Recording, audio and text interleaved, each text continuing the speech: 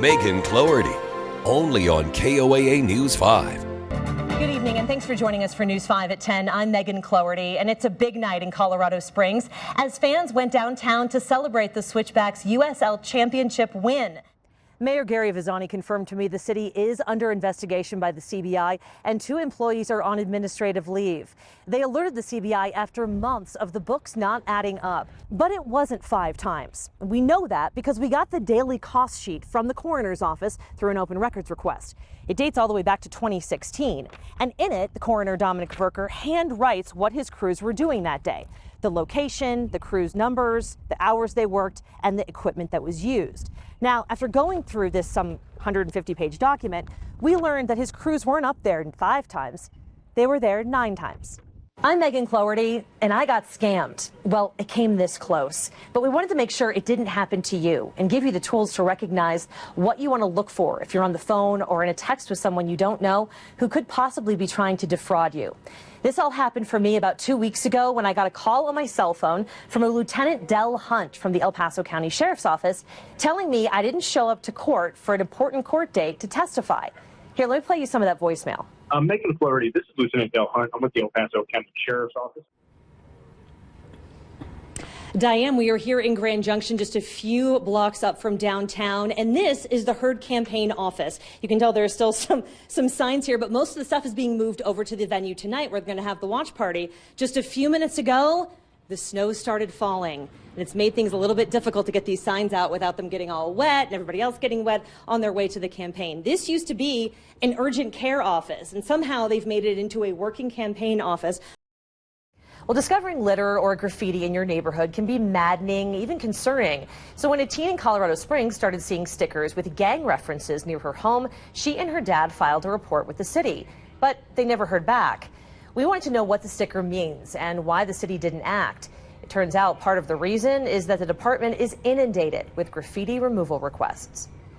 First one we saw was the one in front of our house. Michael Vadina spent a career in military service. He didn't expect to feel protective of his family over a sticker. I'm going to put Google Translate on it. So you said one of them's Korean.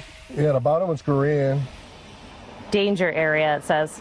It was me. When you see gang on there, I'm looking at a threat, you know.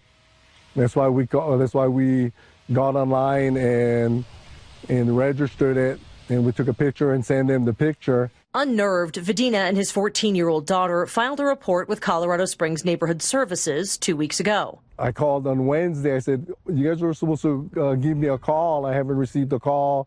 I'm kind of concerned if this is a real gang. Colorado Springs Police tells News 5 that detectives think the sticker is related to a Japanese fantasy game. We found references to needle gun in the American video game Overwatch, which launched its 4th season in April. It made her nervous, so she decided, hey, we're going to walk around the neighborhood and we're going to start pulling the stickers off of the lampposts and stop signs. Vadina says they never got a call back from police or neighborhood services. I've never seen these. I sent a photo of that to our person that takes care of the graffiti most of the time. He has not seen that one either. So it looks to be fairly new. Tom Wassinger, who manages the city's neighborhood services, says they recently discovered a glitch preventing reports of graffiti from reaching their office. The city confirmed Vadina's request was one of them. We'd love to get them removed, within a day or two, but there's just so many. Like I said, there's been about 15,000 this year already. We have 2 people that's pretty well their primary job is to remove graffiti, and it's, they can be week to 2 weeks behind. Vadina's neighborhood in Briargate isn't the only area hit. We found more of the needle gun gang stickers near the Motor City area of Colorado Springs. So after we spoke with neighborhood services, crews removed 25 stickers from Vadina's neighborhood. And they say the system is now back online, relaying community reports of graffiti to the department to assign.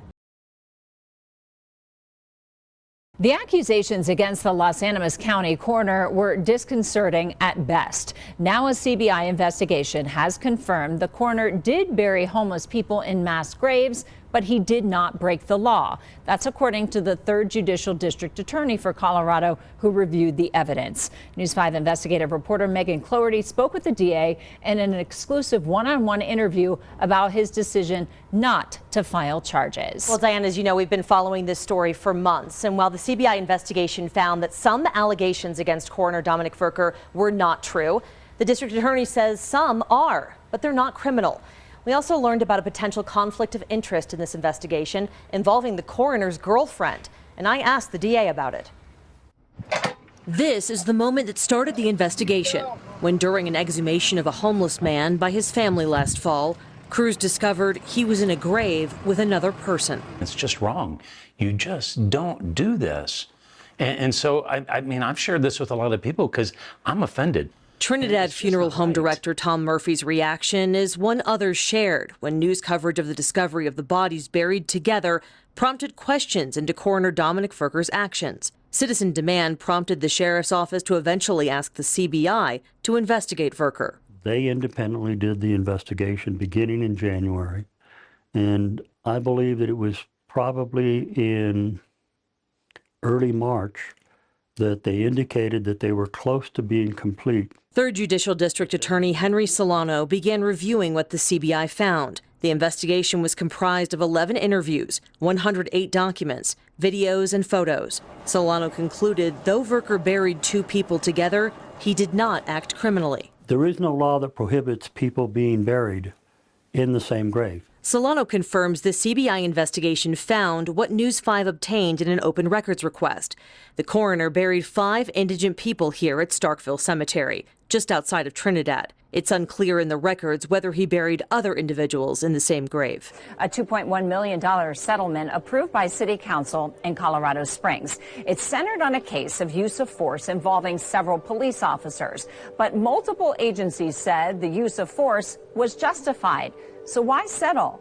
Our Megan Cloherty found out it happens more than you may think, and the city is using tax dollars to do it.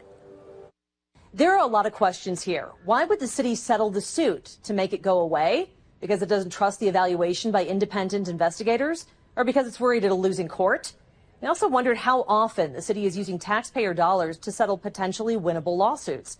So I went to City Hall and got answers. Not many body camera videos you see on the news are easy to watch. This incident is one of them, when 3 Colorado Springs police officers forcibly removed a kicking Dalvin Gadsden from his vehicle to arrest him in October of 2022. A CSPD chain of command and internal affairs investigations finding was that the force was justified. But 2 months later, Gadsden's attorneys filed suit, seeking damages and demanding a trial for the, quote, severe mental anguish and severe emotional distress as a result of the encounter. And the motion passes on a 7-1 vote. In mid-May, a vote on whether to pay more than $2 million in a settlement to Gadsden came before the city council. Despite that internal review of the officer's actions finding force was warranted, the council approved the settlement. District 1 Councilmember Dave Donaldson, the only nay vote, worries settling these cases creates the appearance the city is at fault. Why are we settling if the police did everything right? It doesn't make sense to young people, so then they get the idea that the police aren't doing what they're supposed to, that they must have done something wrong. You may be thinking this is just one controversial case. How often are these settlements happening? Well, according to data that we obtained through a Colorado open records request before settling the Gadsden case, Colorado Springs City Council members elected to settle 7 other cases in the last 2 years, paying out a total of $5,745,000 in restitution.